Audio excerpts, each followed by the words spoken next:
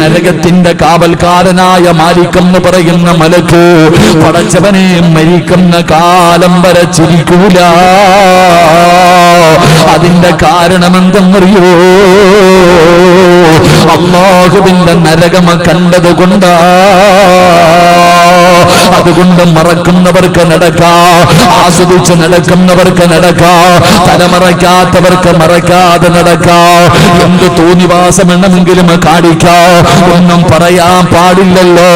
പടച്ചവനെ, അതൊക്കെ നിനക്കിന്ന് ഇന്ത്യ രാജ്യം തന്നിരിക്കുന്ന സ്വാതന്ത്ര്യമാ. എന്ത് വേണമെങ്കിലും ചെയ്തോ. പക്ഷേ നീ ഓർത്തു വെച്ചോ, ഒരു ദിവസം അല്ലാഹുവിന്റെ മുന്നിലേക്ക് മടങ്ങേണ്ടവനാ. അസ്റായിൽ വരുമല്ലോ, കൊണ്ടുപോകുമല്ലോ, കബറിൽ കുഴിച്ചിടുമല്ലോ.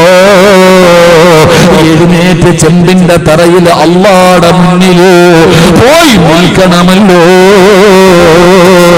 ഈ ഓർമ്മ നിനക്ക് വേണം സഹോദരാ. അതുകൊണ്ട് പരിശുദ്ധമായ ഖുർആനിന്റെ ആയത്തുകൾ അവഗണിക്കുന്നവരോട് അല്ലാഹു നിനക്ക് തരുന്ന മൂന്നാമത്തെ ശിക്ഷ എന്തെന്നറിയുമോ? നിനക്ക് അല്ലാഹു ഭയാനകമായ ശിക്ഷ ഒരുക്കി വെച്ചിട്ടുണ്ടെന്ന് അല്ലാഹുവിന്റെ വിശുദ്ധ ഖുർആൻ നാലാമതായിട്ടല്ല പറയുകയാ.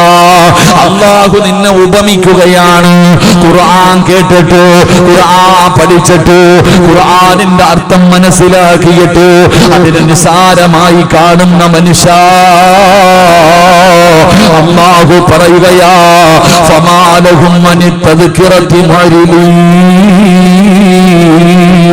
കഅന്നഹും ഹുമുറും മുസ്തൻഫിറാ. അല്ലാഹു നിന്നെ കഴുതയോടാണ് ഉപമിച്ചത്. കഴുത എന്ന് പറയുന്ന മൃഗമുണ്ടല്ലോ, ആ മനുഷ്യ നീ കഴുതയാടാ, നീ കഴുതയാടാ. പെങ്ങളെ, നീ കഴുതയാണെന്ന് അല്ലാഹുവിന്റെ ഖുർആൻ അവിടുന്ന് ഉപമിക്കുകയാ. പരിശുദ്ധമായ ഖുർആൻ അവിടുന്ന് പറയുകയാണ്, അല്ലാഹു നിന്നെ കഴുതയോട് അവിടുന്ന് ഉപമിക്കുകയാ. എന്റെ പ്രിയപ്പെട്ടവരെ, അഞ്ചാമത്തെ കാര്യം എന്തെന്നറിയോ? അല്ലാഹുവിന്റെ പരിശുദ്ധമായ ഖുർആനിനെ അവഗണിച്ചപ്പോ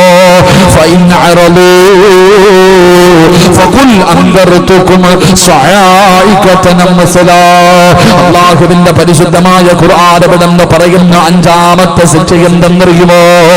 നിന്റെ മുൻഗാമികളിൽ സംഭവിച്ച, നിന്റെ മുൻഗാമികൾക്ക് വന്ന് സംഭവിച്ച അല്ലാഹുവേ, അതുപോലെ സമാനമായ ശിക്ഷകൾ നിന്നെ തേടി വരുമെന്ന് അല്ലാഹുവിന്റെ വിശുദ്ധ ഖുർആൻ. കൊറോണ വരാനുള്ള കാരണമെന്താ? പടച്ചവനെ, മരുന്നുകളില്ലാത്ത ഒരു രോഗം എവിടെന്ന് വന്നെന്നറിയുമോ? ഇത് വരാനുള്ള കാരണമെന്താ? നമ്മൾ അല്ലാഹുവിനെ മറന്നതുകൊണ്ടോ, അല്ലാഹുവിനെ ധിക്കരിച്ചതുകൊണ്ടോ, അല്ലാഹുവിന്റെ ഖുർആനിനെ നിസാരമാക്കി കണ്ടതുകൊണ്ടോ? പടച്ച റബ്ബ് നിനക്ക് ഈ ശിക്ഷ തന്നത്. അല്ലാഹു വെള്ളപ്പൊക്കം തന്നു, ആദ്യം സുനാമി തന്നു, പിന്നെ വെള്ളപ്പൊക്കം തന്നു, പിന്നെ ഭൂമികുലുക്കം തന്നു, പിന്നെ ഉരുൾപൊട്ടലായി, പിന്നെ പടച്ചവനെ ഓരോ പരീക്ഷണങ്ങൾ കടന്നു വന്നു, കൊടുങ്കാറ്റുകൾ കടന്നു വന്നു, നിപാ വൈറസ് വന്നു. പടച്ചവനെ ഒന്നിനു പുറകെ ഒന്നൊന്നായി പടച്ചറപ്പിങ്ങനെ പരീക്ഷണങ്ങൾ തരികയാ. കൊറോണയുടെ ഒരു വിഭാഗം കഴിഞ്ഞു, രണ്ടാമത്തെ വിഭാഗം കഴിഞ്ഞു. പടച്ചവനെ, ഇനിയും വരികയാണ് മൂന്നാമത്തെ വിഭാഗം. ലോകം മുഴുവനും ഭയന്ന് വിറച്ചുകൊണ്ടിരിക്കുമ്പോ എന്തേ ഇതിന്റെ കാരണമെന്തെന്നറിയുമോ? ഈ പ്രപഞ്ചം മുഴുവനും അടക്കി ഭരിക്കുന്ന രാജാതിരാജനായ മലിക്കുൽ ജബ്ബാറായ സർവാധിനാഥനായ സർവാധിപരനായ റബ്ബുൽ ഇസ്സത്തായ പടച്ച റബ്ബുണ്ടല്ലോ. നീ അല്ലാഹുവിനെ മറന്നടാ, നീ അല്ലാഹുവിന്റെ ഖുർആനിനെ മറന്നടാ. അല്ലാഹുവിന്റെ കൽപ്പന നിനക്ക് നിസാരമായി പോയി. നിനക്ക് അഹങ്കാരമല്ലോ, നിനക്ക് ധിക്കാരമല്ലോ, അല്ലാഹുവിനെ മതിമറന്നുകൊണ്ട് ജീവിക്കണമല്ലോ, നിനക്ക് ആഡംബര ജീവിതം നയിക്കണമല്ലോ, നിനക്ക് സുഖിക്കണമല്ലോ. പടച്ച റബ്ബ് തന്ന ജീവിതം ചെറുതാണ്. അതുകൊണ്ട് പടച്ചവനെ മരിക്കുന്നതിന് മുമ്പ് ഈ ജീവിതം ആസ്വദിക്കണമെന്ന് പറയുന്ന മനുഷ്യ, അല്ലാഹു നിന്നെ ആസ്വദിപ്പിക്കുമടാ. അല്ലാഹു നിന്നെ പിടിക്കുകയാ. അല്ലാഹു നിന്നെ പിടിക്കുകയാ. ഈ ശിക്ഷയുടെ കാരണം നമ്മൾ തന്നെയാണ്. ഈ പടച്ചറപ്പിന്റെ പരീക്ഷണം വരാൻ കാരണം നമ്മുടെ സ്വഭാവം തലതിരിഞ്ഞു പോയത് കൊണ്ടാ, നമ്മൾ നന്നാകാത്തത് കൊണ്ടാ. അതുകൊണ്ട് എന്റെ പ്രിയപ്പെട്ടവരോട് ഓർമ്മപ്പെടുത്തുകയാ, എന്റെ പ്രിയപ്പെട്ട മുസ്ലിമേ, അല്ലാഹുവിന്റെ ഖുർആനെ നിസ്സാരമായി കാണരുത്. അല്ലാഹുവിന്റെ ഖുർആനെ നിസ്സാരമായി കാണരുത്. പടച്ചവനെ വലിയ പ്രതിഫലമുള്ള കാര്യമാണല്ലോ അല്ലാഹുവിന്റെ പരിശുദ്ധമായ ഖുർആൻ. നിങ്ങൾ പറയും ഉസ്താദേ, ഞങ്ങൾക്ക് ഖുർആൻ ഓതാൻ അറിയില്ല. നിനക്ക് കാണാൻ കാഴ്ചയുണ്ടല്ലോ, ഖുർആൻ കാണാൻ പറ്റുമല്ലോ, ഖുർആൻ എടുക്കാൻ പറ്റുമല്ലോ. ആദരവായ പ്രവാചകൻ നബി മുഹമ്മദ് മുസ്തഫ സല്ലല്ലാഹു അലൈഹി വസല്ലമ തങ്ങൾ പറഞ്ഞല്ലോ, അല്ലാഹുവിന്റെ റസൂൽ അവിടെന്ന് പറയുകയാ, 5 കാര്യങ്ങളിലേക്ക് നോക്കുന്നത് ഇബാദത്തിന്റെ കൂലിയാ. 5 കാര്യങ്ങളിൽ നോക്കുന്നത് ഇബാദത്തിന്റെ കൂലി കിട്ടുന്ന കാര്യമാ. അതിലെ ഒന്നാമത്തെ കാര്യം എന്തെന്നറിയുമോ?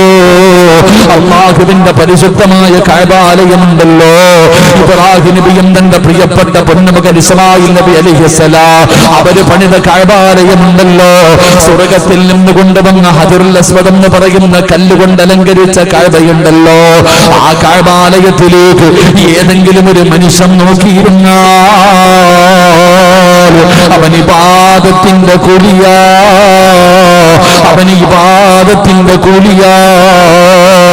അല്ലാഹുവിന്റെ പ്രവാചകൻ ഇവിടെന്ന് പറയുകയാ, പടച്ചവനെ, നിന്നെ നൊന്ത് പ്രസവിച്ച നിന്റെ മാതാവുണ്ടല്ലോ, 9.5 മാസക്കാലം ഗർഭം ചുമന്ന മരണവേദനയുടെ വേദനയിൽ നിന്ന് പ്രസവിച്ച പെറ്റ ഉമ്മയുണ്ടല്ലോ.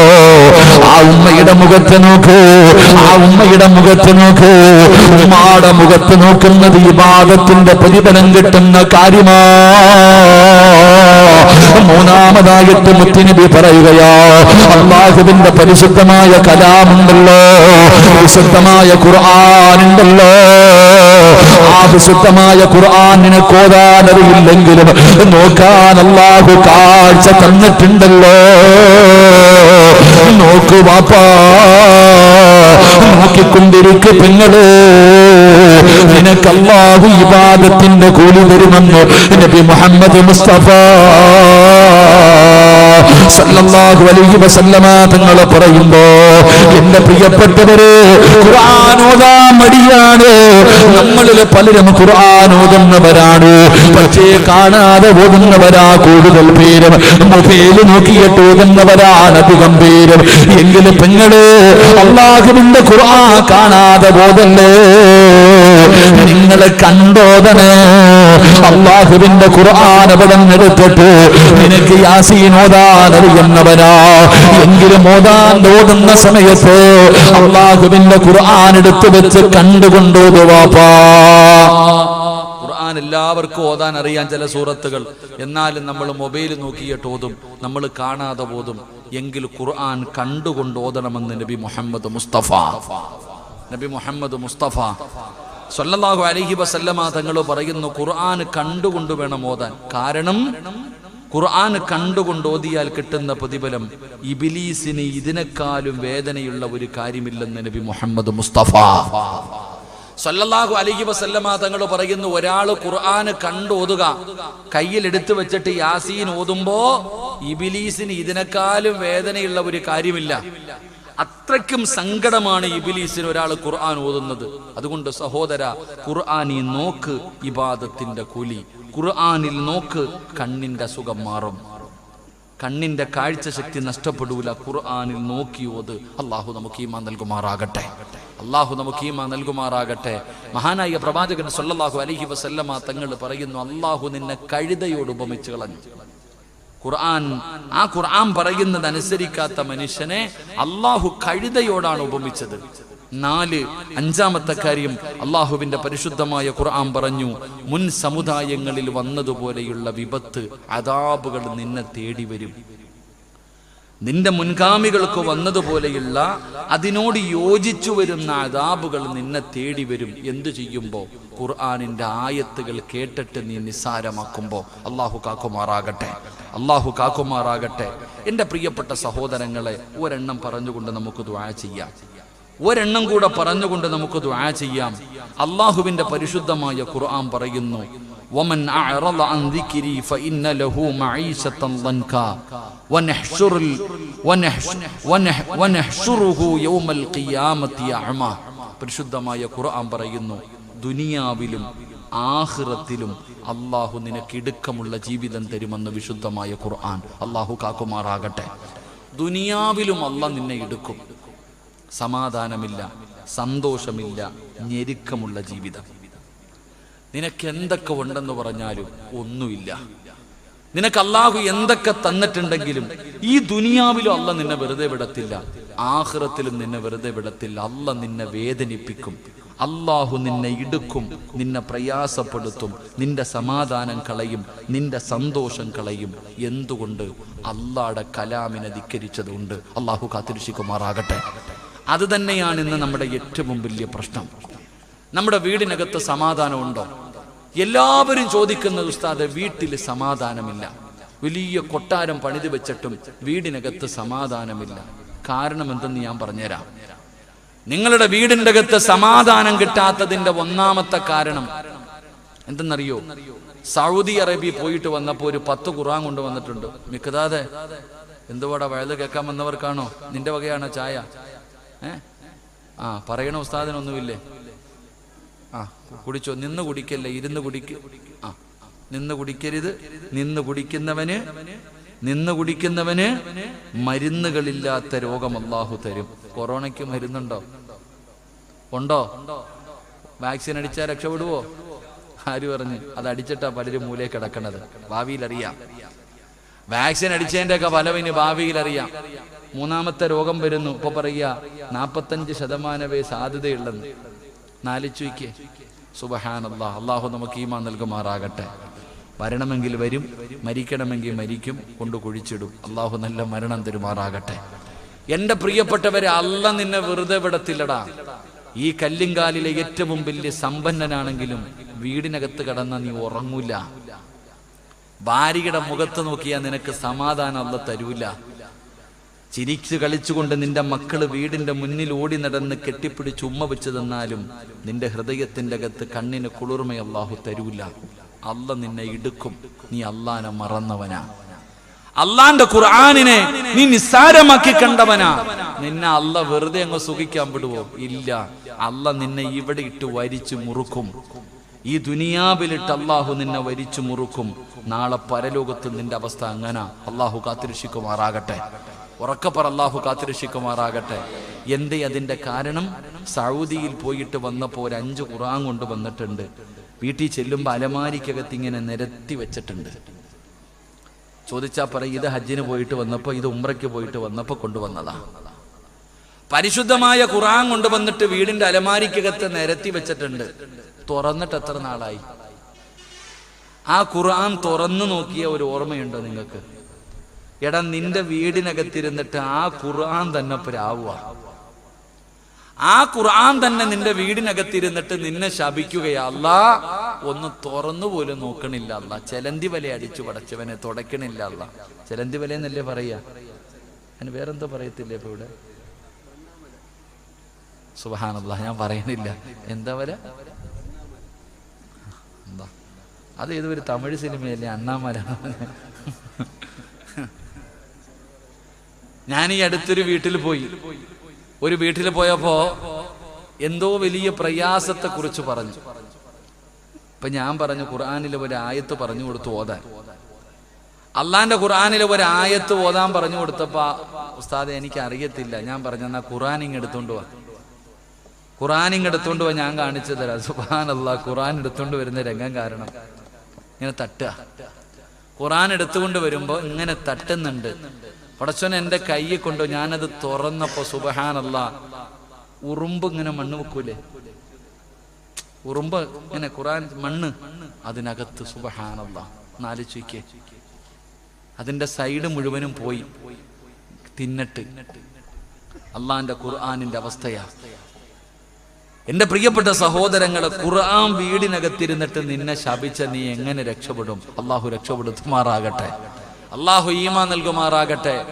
അല്ല പറയുന്നത് അനുസരിച്ചാൽ മാത്രമേ അള്ളാഹു നമ്മളെ രക്ഷപ്പെടുത്തൂ. ഇടുക്കം നിന്നെ ഭക്ഷണമില്ല, ദാരിദ്ര്യം, പ്രയാസം, രോഗം, അള്ളാഹുവേ മനസ്സമാധാനമില്ല. അള്ളാഹു കാക്കുമാറാകട്ടെ, അള്ളാഹു കാക്കുമാറാകട്ടെ. എന്റെ പ്രിയപ്പെട്ടവരെ, അല്ല പ്രയാസപ്പെടുത്തും. മഹാനായ ഇബ്നു മസ്ഊദ് റളിയല്ലാഹു തആല അൻഹുവിന്റെ ചരിത്രം അറിയോ? ഇബ്നു മസ്ഊദ് റളിയല്ലാഹു തആല അൻഹു സക്കറാത്തിന്റെ അവസ്ഥയിൽ കിടക്കുകയാണ്. മരിക്കാൻ കിടക്കുമ്പോ ഉസ്മാൻ റളിയല്ലാഹു തആല അൻഹു അടങ്ങുന്ന സഹാബത്ത് കാണാൻ പോയി. സഹാബത്ത് കാണാൻ പോയിട്ട് പാവപ്പെട്ടവനായ ഇബ്നു മസ്ഊദ് തങ്ങള് മരിക്കാൻ കിടക്കുന്ന സമയത്ത് കുറച്ചു പൈസ സ്വരൂപിച്ചു കൊണ്ടുപോയിട്ട് മഹാനവറുകളുടെ കയ്യിൽ കൊടുത്തിട്ട് പറഞ്ഞു, ഇത് സ്വീകരിക്കണം, മക്കളൊക്കെ വളർന്നു വരുവല്ലേ, കല്യാണമൊക്കെ കഴിച്ചു കൊടുക്കണ്ടേ, അതിനു വേണ്ടിയാ ഇന്ന.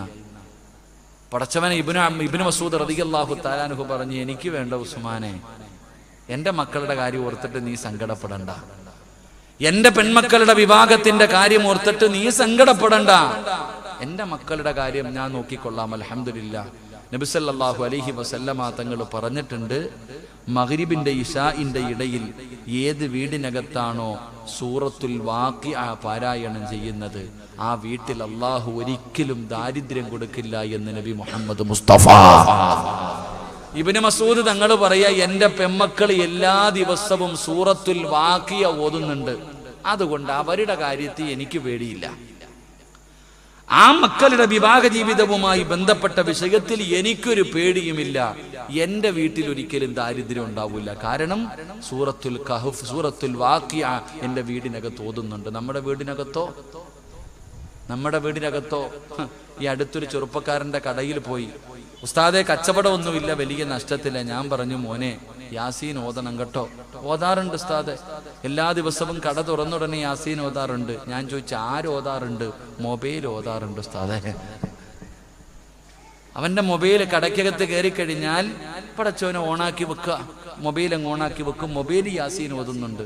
അപ്പൊ മൊബൈലിന് ബർക്കത്ത് ഇട്ടു, ഓന് ബർക്കത്ത് കിട്ടുന്ന കാര്യം എങ്ങനെ?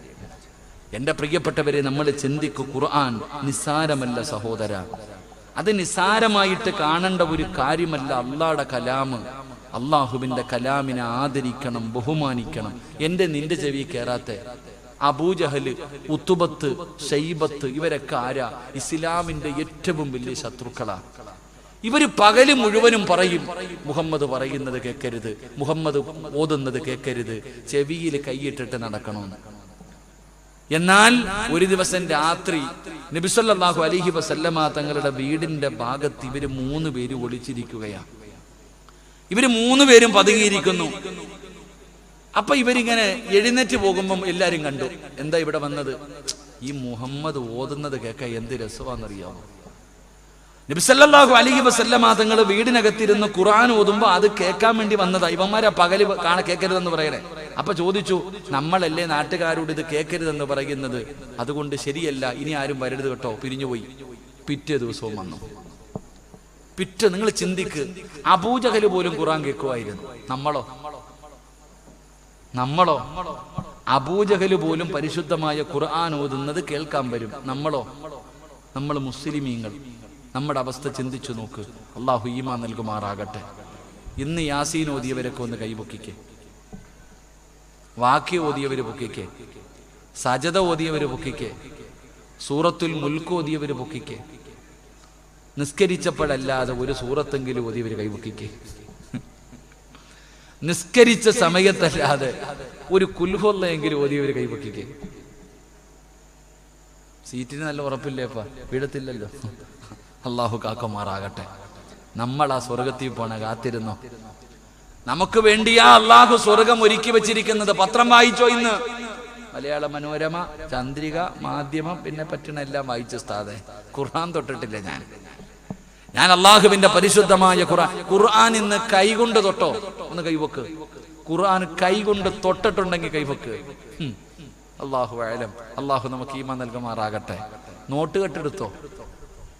പൈസ എടുത്തോ? അതാ നിനക്ക് എങ്ങനെ അള്ളാഹ് നിന്നെ വെറുതെ വിടും? അള്ളാഹു നിനക്ക് എങ്ങനെ നല്ല ജീവിതം തരും പാപ്പ? ഞാൻ കളിയാക്കിയതോ കുറ്റപ്പെടുത്തിയതോ അല്ല. നീ നിന്റെ തെറ്റു മനസ്സിലാക്ക്.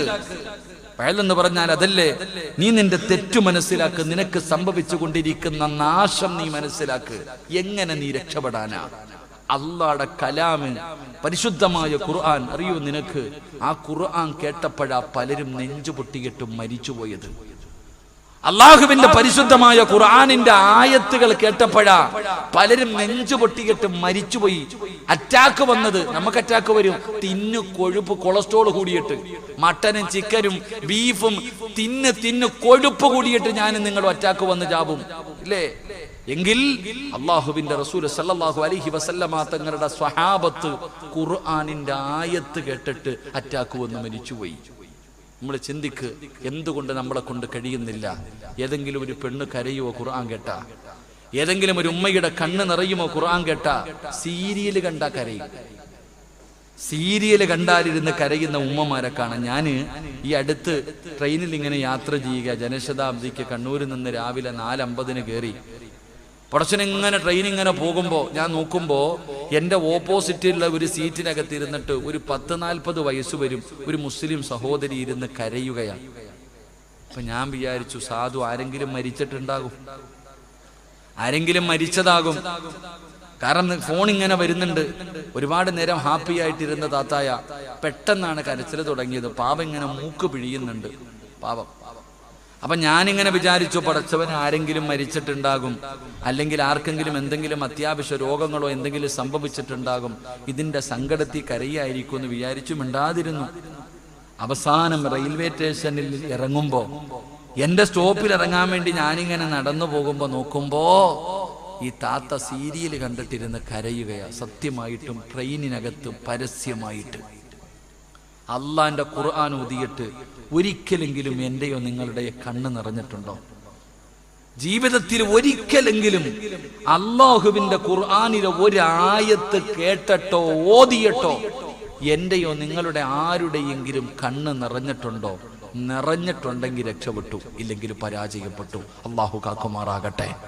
ഉറക്കപ്പറ, അള്ളാഹു കാക്കുമാറാകട്ടെ. ജീവിതത്തിൽ ഒരിക്കലെങ്കിലും എന്റെ പ്രിയപ്പെട്ട സഹോദരങ്ങളെ, നമ്മുടെ കണ്ണ് നിറഞ്ഞാൽ നമ്മൾ രക്ഷപ്പെട്ടു. ആരാ പറയുന്നത്? മഹാനായ നബി മുഹമ്മദ് മുസ്തഫ. ഞാനല്ല പറഞ്ഞത്, മഹാനായ നബി മുഹമ്മദ് മുസ്തഫ സല്ലല്ലാഹു അലൈഹി വസല്ലമ തങ്ങൾ പറയുകയാണ്, സ്വഹാബ നിങ്ങൾ ഖുർആൻ ഓതണേ സ്വഹാബ. അല്ലാഹുവിന്റെ പ്രവാചകൻ സല്ലല്ലാഹു അലൈഹി വസല്ലമ തങ്ങൾ പറയുകയാണ്, അബൂബക്കർ സിദ്ദീഖ് തങ്ങളാണ് നിവേദനം ചെയ്യുന്നത്. അല്ലാഹുവിന്റെ റസൂൽ പറയുകയാ, സ്വഹാബ നിങ്ങൾ ദുആ നിങ്ങൾ ഖുർആൻ ഓതുമ്പോ, നിങ്ങൾ ഖുർആൻ ഓതുന്ന സമയത്ത് കരയണേ, കരച്ചിൽ വരുന്നില്ലേ? നിങ്ങൾ അഭിനയിക്കണേ സ്വഹാബ. ഒരിക്കൽ അല്ലാഹുവിന്റെ പ്രവാചകൻ സ്വഹാബത്ത് ഇങ്ങനെ കൂടിയിരിക്കുമ്പോ പ്രവാചകൻ സ്വഹാബികളുടെ ഇടയിലേക്ക് കടന്നു വരികയാണ്. അല്ലാഹുവിന്റെ പ്രവാചകൻ സ്വഹാബത്തിന്റെ ഇടയിലേക്ക് കടന്നു വന്നു. എന്നിട്ട് പറഞ്ഞു, സ്വഹാബ സൂറത്തു തകാസുറൂദ് സഹാബ.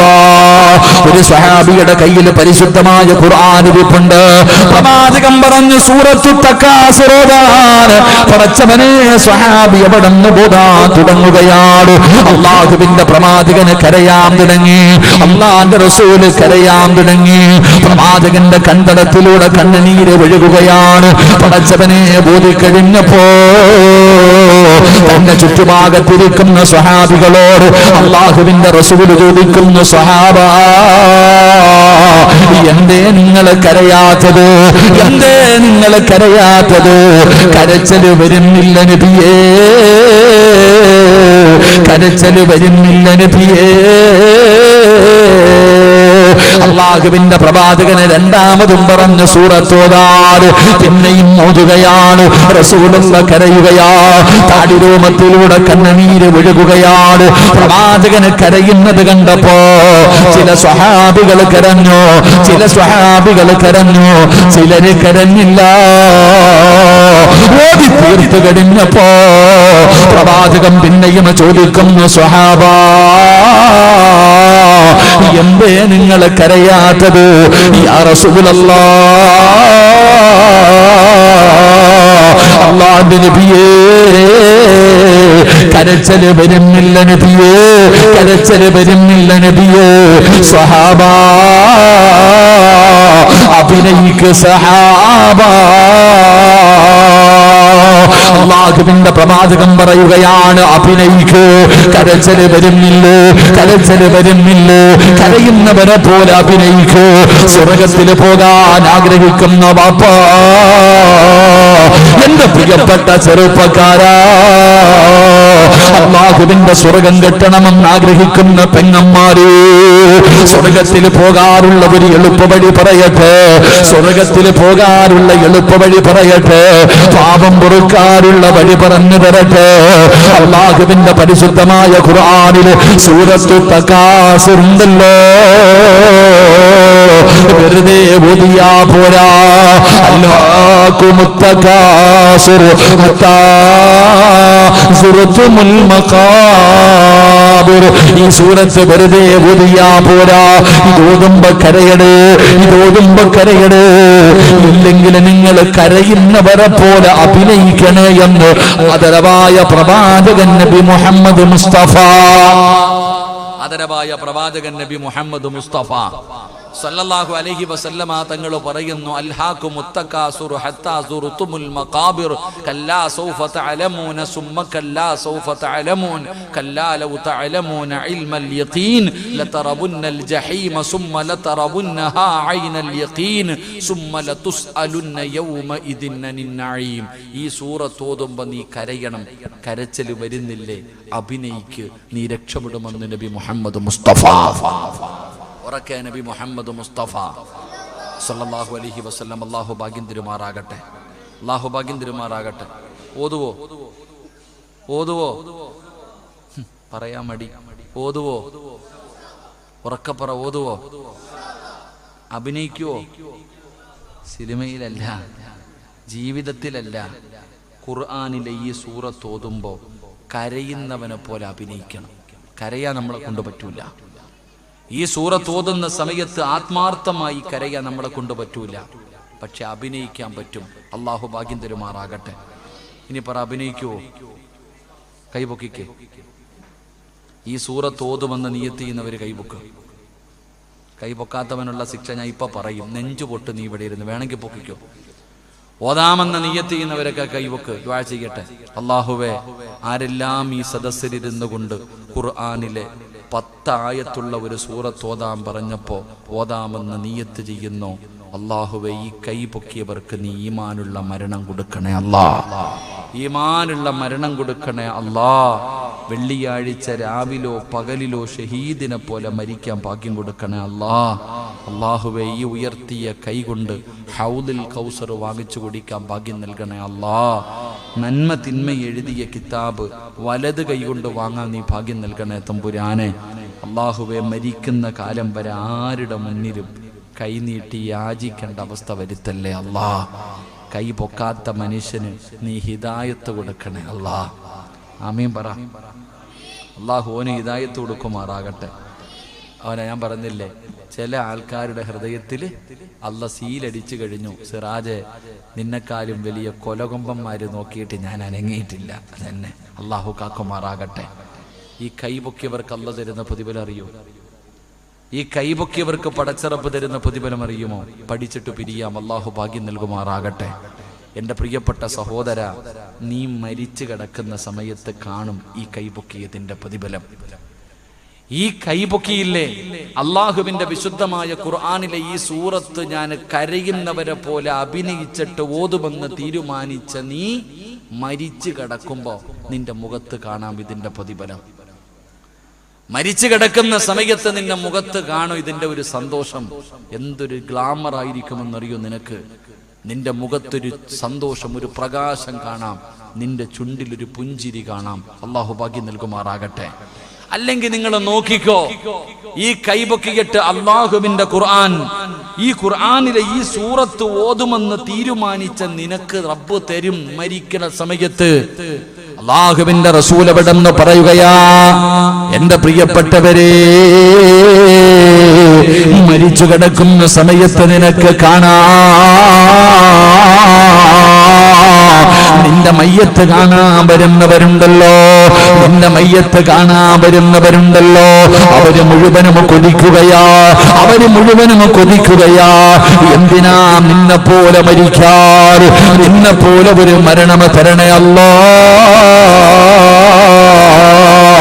എന്നവർ പടച്ചറപ്പിനോട് ദുആ ചെയ്യുകയാ.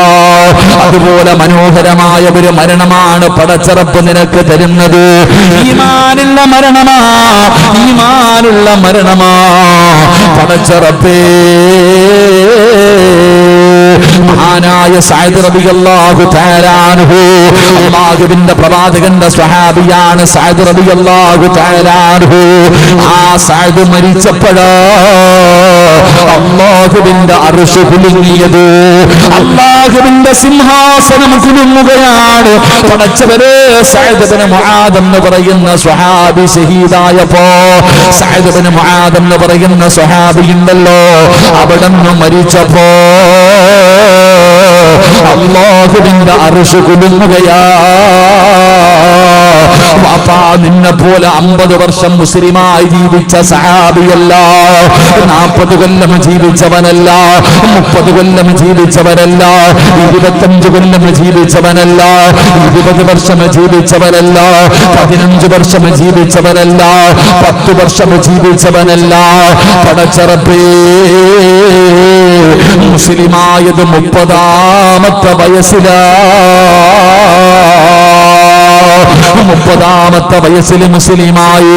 പടച്ചവനെ, 36 38 പടച്ചവനെ 6 8 വർഷമേ ജീവിച്ചുള്ളൂ. പക്ഷേ ആ സ്വഹാബി മരിച്ചപ്പോ അല്ലാഹുവിന്റെ അർശ് കുലുങ്ങുകയാ. കാണാമെന്നവർ മുഴുവനും അത്ഭുതപ്പെടുകയാണ്. എന്തൊരു മരണമാണല്ലോ, എന്തൊരു മരണമാണല്ലോ. സഅദിന്റെ മുഖത്ത് വല്ലാത്ത പ്രകാശമാണല്ലോ, എന്തൊരു ചിരിയാ അല്ലാഹ്. മയ്യത്ത് കാണുന്നവര് മുഴുവനും കൊതിക്കുകയാ. അങ്ങനെയുള്ള ഒരു മരണമാണ് അല്ലാഹു കൊടുത്തത്. രണ്ടാമത്തെ പ്രതിഫലം എന്തെന്നറിയുമോ? അവിടുത്തെ ജനാസ കുളിപ്പിച്ചിട്ട് ചുമക്കുമ്പോ അല്ലാഹുവേ, സഅദ് ഇബ്നു മുആദ് റളിയല്ലാഹു തആല അൻഹു ആ സ്വഹാബിയുടെ ജനാസ അവിടുന്ന് കുളിപ്പിക്കുകയാണ്, അവിടുന്ന് കഫൻ പൊതിയുകയാണ്. പടച്ചവനെ, മയ്യത്ത് കട്ടിലിന്റെ മുകളിൽ എടുത്തു വെച്ചിട്ട് ജനാസ ചുമന്നുകൊണ്ട് പോകുമ്പോ സഹാബികള് പറയുന്നു, യാ റസൂലല്ലാഹ്, അല്ലാഹുവിന്റെ നബിയേ, മയ്യത്തിന് ഭാരമില്ല നബിയേ. പലരും പറയുമല്ലോ, ഉസ്താദേ, ജനാസ ചുമന്നു കൊണ്ടുപോകുമ്പോ ഒരു വെയിറ്റുമില്ല ഉസ്താദേ, ഒരു ഭാരവുമില്ല ഉസ്താദേ. അതിന്റെ കാരണം എന്താണെന്ന് പഠിച്ചോ?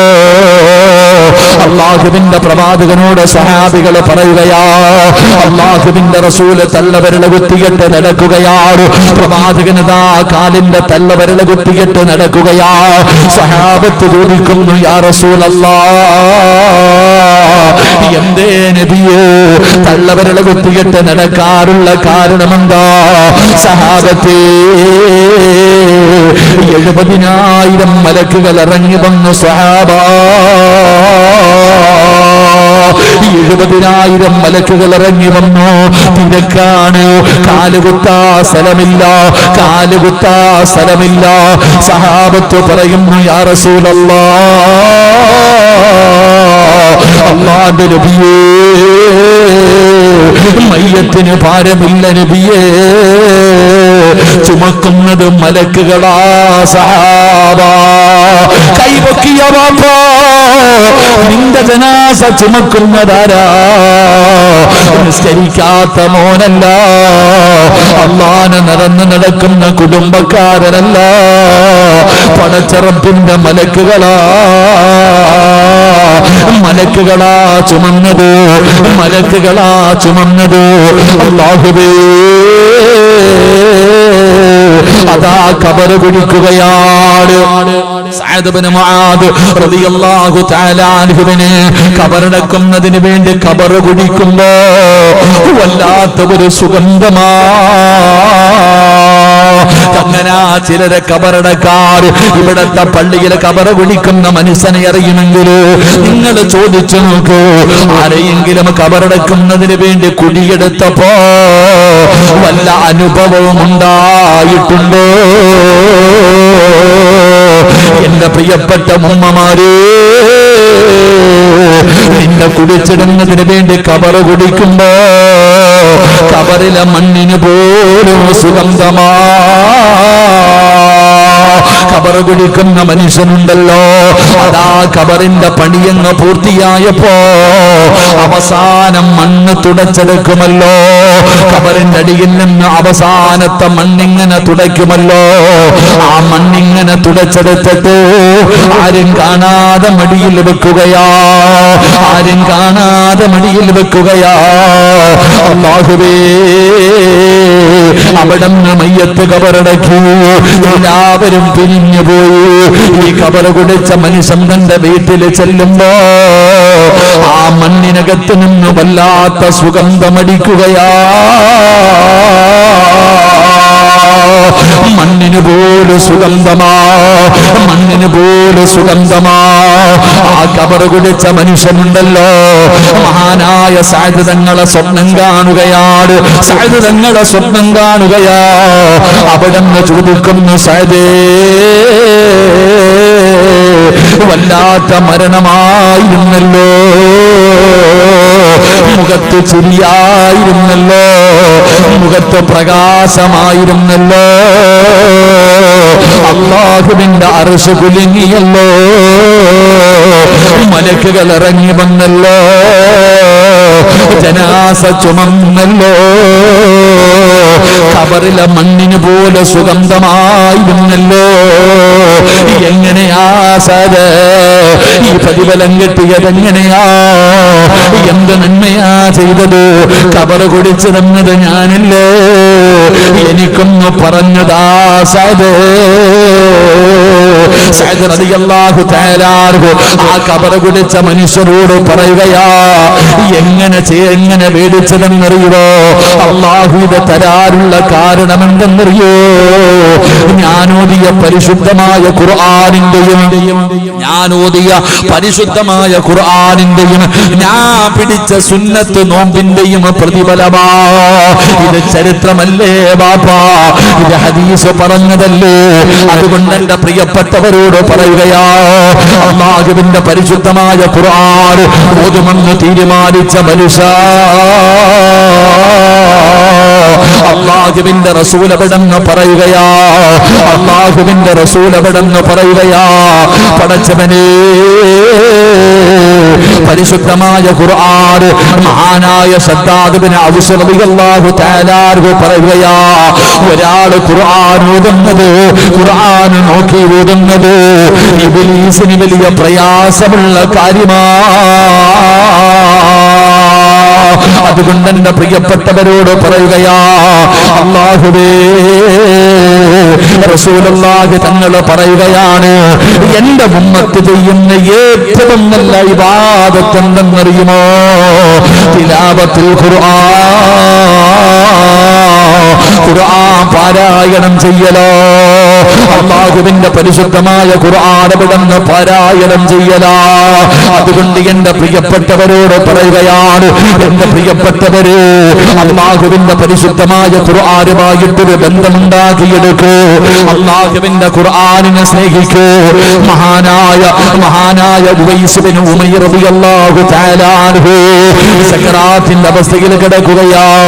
മരണത്തിന്റെ വേളയിൽ കിടക്കുമ്പോ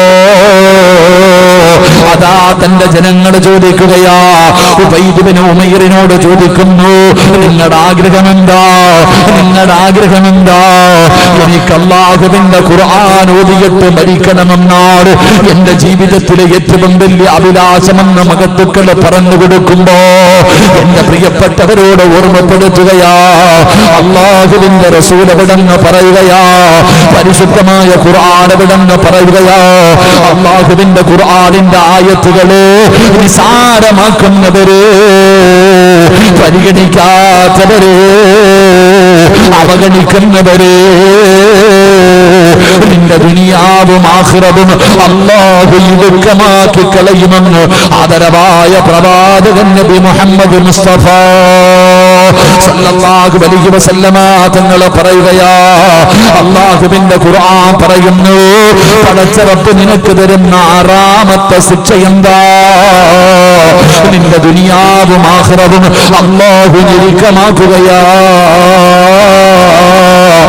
ഏഴാമത്തെ ശിക്ഷ എന്തെന്നറിയുമോ? അല്ലാഹുവിന്റെ ഖുർആൻ പറയുകയാ, അല്ലാഹുവിന്റെ ഖുർആൻ പറയുകയാ, പടച്ചവരേ, ഖുർആൻ ഓതുന്ന മനുഷ്യന് അല്ലാഹു ആ പരിശുദ്ധമായ ഖുർആനിനെ കേട്ടിട്ട് നിസാരമാക്കുന്നവരെ അല്ലാഹു പറയുകയാ, നീ പിശാചിന്റെ അനുയായിയാ, നീ ഇബ്ലീസിന്റെ കൂട്ടുകാരനാ. ഖുർആൻ കേട്ടിട്ട്, അള്ളാഹുവിന്റെ പരിശുദ്ധമായ ഖുർആനിന്റെ ആയത്തുകൾ കേട്ടിട്ട് അതിനെ പരിഗണിക്കാത്തവനെ നീ ഇബ്ലീസിന്റെ കൂട്ടുകാരനാ. അല്ല പറഞ്ഞതാ. അള്ളാഹു കാത്തിരക്ഷിക്കുമാറാകട്ടെ, അള്ളാഹു കാത്തിരക്ഷിക്കുമാറാകട്ടെ. നീ ഇബ്ലീസിന്റെ ചങ്ങാതിയാണ്. ഖുർആൻ പറയുന്നുണ്ട്, അവിടെ നിന്ന് പറയുന്നു, ഖാല ഫബിമാ അഗ്വൈതനി ലഅഖുദന്ന ലഹും സിറാത്തകൽ മുസ്തഖീം സുമ്മ ലആതിയന്നഹും മിൻ ബൈനി ഐദീഹിം വമിൻ ഖൽഫിഹിം വമിൻ ഐമാനിഹിം വഅൻ ശമാഇലിഹിം വലാ തജിദു അക്സറഹും ശാകിരീൻ. ഖുർആൻ പറയുകയാ, നീ ഇബ്ലീസിന്റെ ചങ്ങാതിയാടാ. അല്ലാഹുവിന്റെ ഖുർആൻ, പരിശുദ്ധമായ ഖുർആനിന്റെ ആയത്തുകൾ കേട്ടിട്ട് നിസാരമാക്കിയവനെ നീ ഇബ്ലീസിന്റെ കൂട്ടുകാരനാ. അതുകൊണ്ടാണ് മഹാനായ നബി സല്ലല്ലാഹു അലൈഹി വസല്ലമ തങ്ങൾ പറഞ്ഞത്, ആരാണോ ഖുർആൻ ഓതുന്നത്, ആരാണോ പരിശുദ്ധമായ ഖുർആൻ ഓതുന്നത്, അവന്റെ ഹൃദയത്തിൽ ഇബ്ലീസ് കടക്കില്ല എന്ന് നബി മുഹമ്മദ് മുസ്തഫ സല്ലല്ലാഹു അലൈഹി വസല്ലമ തങ്ങൾ പറയുന്നു, പരിശുദ്ധമായ ഖുർആൻ ആരാണോ പാരായണം ചെയ്യുന്നത് അവന്റെ ഹൃദയത്തിൽ ഇബ്ലീസ് കേറൂല.